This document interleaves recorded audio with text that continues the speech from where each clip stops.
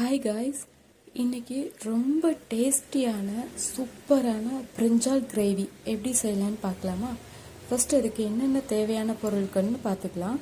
பிரிஞ்சால், tomato, onion. First பிரிஞ்சால், tomato, onion இது எல்லாத்தையுமே குட்டி குட்டியாக கட் பண்ணி வச்சுக்கலாம். நான் 3 டொமேட்டோ, ஒரு ஆனியன், நிறைய கத்திரிக்காய் எடுத்திருக்கேன். இது நான் 4 பேர் தாராளமாக சாப்பிடலாம். நான் 4 பேர்த்துக்கு தாராளமாக சாப்பிட்றதுக்கு தேவையான கத்திரிக்காய் கட் பண்ணி வச்சுருக்கேன். உங்களுக்கு இதில் இருந்து கம்மியாக வேணும்னா அதுக்கு தகுந்த மாதிரி நீங்கள் போட்டுக்கலாம்.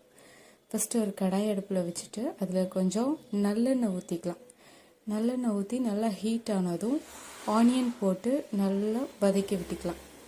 வதங்கினதுக்கு பிறகு தக்காளி சேர்த்து நல்லா வதக்கணும். தக்காளி நல்லா மசிகிற அளவுக்கு வதங்கினதுக்கு பிறகு நம்ம கட் பண்ணி வச்சுருக்கக்கூடிய பிரிஞ்சாலை சேர்த்துக்கலாம்.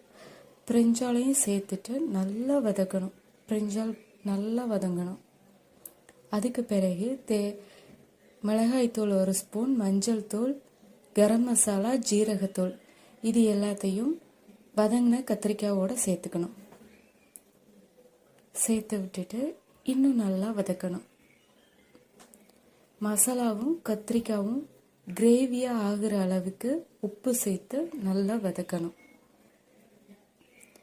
வதக்கினதுக்கு பிறகு 1/2 டம்ளர் தண்ணி ஊற்றிக்கலாம். நல்லா கொதிக்க விட்டதுக்கு பிறகு ஒரு 15 மினிட்ஸ் வரைக்கும் வேக விட்டதுக்கு பிறகு பார்த்தீங்கன்னா சூப்பரான சுவையான டேஸ்டியான பிரிஞ்சால் கிரேவி ரெடி.